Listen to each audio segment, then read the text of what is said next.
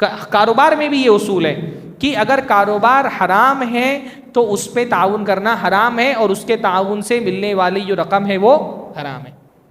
جیسے سگریٹ پینا، تمباکو کھانا حرام ہے، تو اپنی دکان دینا سگریٹ پینے والوں کو، تمباکو کھانے والوں کو بیچنے کے لیے حرام ہے. اگر دکان کسی سگریٹ پینے والے کو دی ہے، تمباکو بیچنے والے کو دی ہے، جس کے آپ کی دکان سے وہ تمباکو اور سگریٹ بیچ رہا ہے، تو اس کا کرایہ آپ کے لیے حرام ہے. بتوں کو بیچنا، کیونکہ بتوں سے کی عبادت کرنا حرام ہے، تو بتوں کو بیچنے سے جو رقم آتی ہے وہ بھی کیا ہے؟ حرام ہے. میں آپ کے یہاں کرنول میں دیکھ رہا ہوں، مجھے سمجھ میں نہیں آیا، یہ جو تابوت بیچتے ہیں لوگ، اس پہ کراس لگا ہوا ہوتا ہے، شرعاً جائز نہیں ہے. یہ جو تابوت مسلمانی ہے خالی بنسو، جب تابوت کے میں دیکھ رہا ہوں کہ دکانیں یہاں پر جو کرسچنز لوگ دفناتے ہیں اپنی تابوت کے اندر، تابوت پہ صلیب بنی ہوتی ہے نا، صلیب جو ہوتی ہے کراس، وہ تو بت ہے.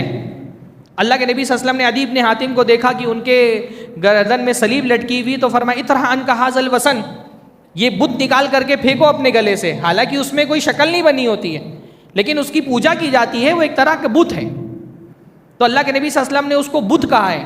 تو بتوں کو بیچ کر کے کمائی کیسے حلال ہو جائے گی؟ پتہ نہیں ان حضرات کو کسی نے کچھ بتایا کہ نہیں بتایا، لیکن آپ کو جا کر کے بتانا چاہیے ایسے لوگوں کو. اگر آپ کے تعلقات اس طرح سے تابوت بنا کر کے بیچنا حلال نہیں ہے. تو جو چیز حرام ہے اس پر تعاون کرنا بھی حرام ہے، اور اس سے تعاون سے ملنے والی رقم بھی جو ہوگی وہ کیا ہو جائے گی؟ حرام ہو جائے گی. داڑھی چھیلنا حرام ہے، تو آپ اپنی دکان کسی باربر کو دیں تاکہ وہ داڑھی چھیل کر کے پیسہ کرائے، وہ حرام ہے. تو فرمایا نیکی اور بھلائی کے کام میں ایک دوسرے کی مدد کرو، اور برائی کے کام میں ایک دوسرے کی مدد مت کرو.